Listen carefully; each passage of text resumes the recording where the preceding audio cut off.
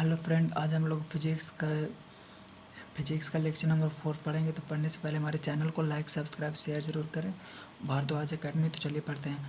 क्रिस्टलॉय किसे कहते हैं, यानी क्रिस्टलॉयड किसे कहते हैं? तो जिन पदार्थों का विलयन पार्चमेंट झिल्ली से शीघ्रता से विसरित होता है क्रिस्टलॉय कहलाता है। जिन पदार्थों का विलयन पार्चमेंट झिल्ली से शीघ्रता से विसरित होता है क्रिस्टलॉय कहलाता है।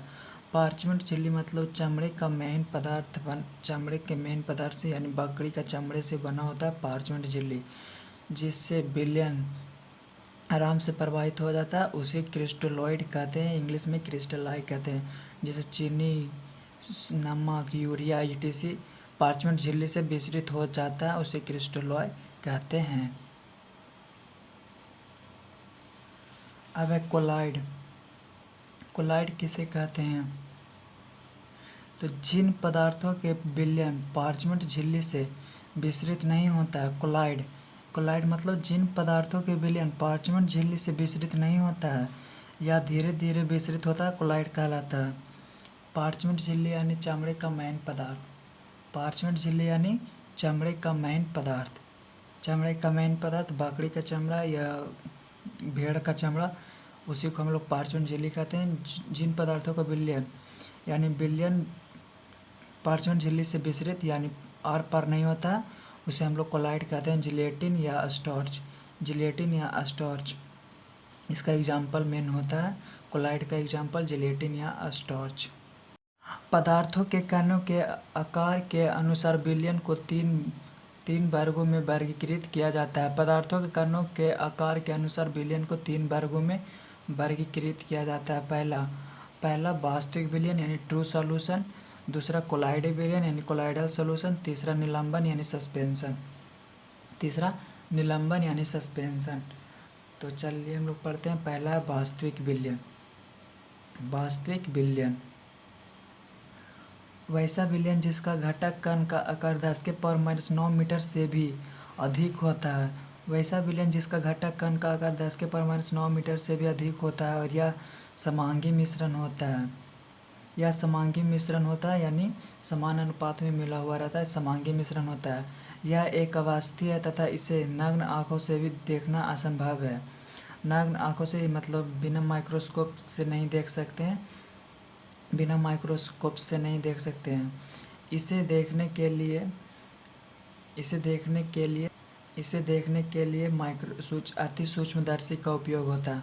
वास्तविक विलयन को देखने के लिए अति सूक्ष्मदर्शी का उपयोग होता है। वास्तविक विषय देखने के लिए अति सूक्ष्मदर्शी का प्रयोग होता है। यानी जो बहुत छोटा वाला माइक्रोस्कोप जो उसको हम कब बहुत बड़ा करके दिखाता है, इसलिए वास्तविक विलयन को देखने के लिए अति सूक्ष्मदर्शी का उपयोग होता है। दूसरा है कोलाइडल विलयन यानी ट्रू सॉल्यूशन। तो वैसा विलयन जिसका घटक कण का आकार 10⁻⁹ मीटर से 10⁻⁷ मीटर के बीच में होता है, कोलाइडल विलयन कहलाता है। यह विषमांगी तथा नगण्य होता है। वास्तविक विलयन समांगी था और उसे नंगी आँखों से देखना असंभव था, उसे अति सूक्ष्मदर्शी से देखा जाता था। बट ये नगण्य होता है। कोलाइडल विलयन विषमांगी तथा नगण्य होता है। इसका आकार 10⁻⁹ से 10⁻⁷ मीटर होता है। इसका आकार 10⁻⁹ से 10⁻⁷ मीटर के बीच में है, उसे वास्तविक विलयन कहते हैं।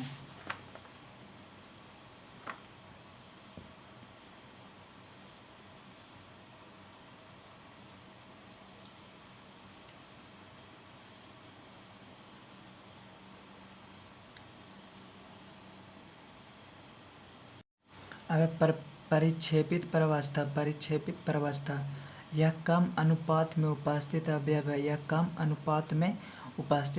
है। यानी विलेय जो विलयन में जो कम रहता है वो है विलेय या कम अनुपात में उपस्थित अवयव है, तथा यह विलयन में विलेय के समान व्यवहार होता है। विलयन में विलेय के समान यानी विलयन में तो कम होता है विलेय, तो यह विलेय के समान व्यवहार होता है। नोट, नोट परिक्षेपित प्रवस्था को सदैव ठोस होना आवश्यक, परिक्षेपित प्रवस्था को सदैव ठोस होना आवश्यक नहीं है, या द्रव एवं गैस भी हो सकता है, या द्रव लिक्विड एवं गैस भी हो सकता है, या द्रव एवं गैस भी हो सकता है। प्रक्षेपित प्रवस्था कोई ज़रूरी नहीं है कोई ठोस सॉलिड होना है, या द्रव एवं गैस भी हो सकता है। दूसरा परिक्षेपित माध्यम। परिक्षेपित माध्यम यह अधिक अनुपात में उपस्थित अवयव है तथा विलयन में विलायक का समान व्यवहार होता है। विलयन में विलायक जो होता है अधिक मात्रा में रहता है, अधिक अनुपात में रहता है, और कम अनुपात वाले को हम लोग विलेय कहते हैं।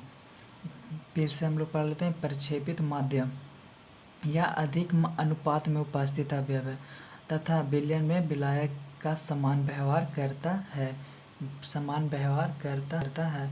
परिक्षेपित प्रवस्था था जो विलयन में विलेय के समान व्यवहार करता था, पर परिक्षेपित माध्यम विलयन में विलायक के समान व्यवहार करता है। लायोफिलिक कोलाइड किसे कहते हैं? लायोफिलिक कोलाइड किसे कहते हैं? तो वैसा कोलाइड जिसमें प्रक्षेपित कण प्रक्षेपण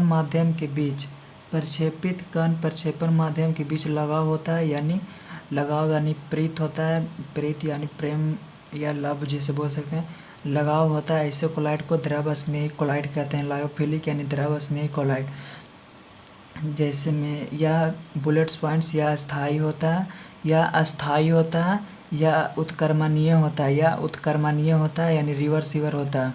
जैसे gum plus H2O, starch plus H2O, protein plus H2O। क्या हम लोग है फिर से एक बार रिविजन कर लेते हैं। वैसा कोलाइड जिसमें प्रक्षेपित कण प्रक्षेपण माध्यम के बीच लगाव अधिक होता है, मतलब दोनों एकदम अब जुड़ा हुआ रहता है, मतलब अट्रैक्शन होता है, ऐसे कोलाइड को द्रव स्नेही कोलाइड कहते हैं। यह ज़्यादा अस्थायी होता है, या स्टेबल होता है, या उत्क्रमणीय होता है, रिवर्सिबल होता है। Gum plus H2O, starch plus H2O, protein plus H2O।